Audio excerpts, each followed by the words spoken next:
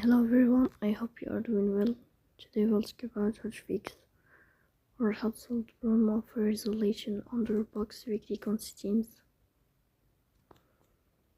Here we click on apps, default apps, app settings. In this page we search about Dropbox. Here in this page of app and file we click on first stop and we click OK. Here you will enter to storage. Then we click on clear cache. Here we go to Play Store. You will search about Dropbox files and cloud storage. If you find updates, then you will update your app. So that's all. Don't forget to support us by like and subscribe. See you next time in another video, and thank you for your watching and your attention.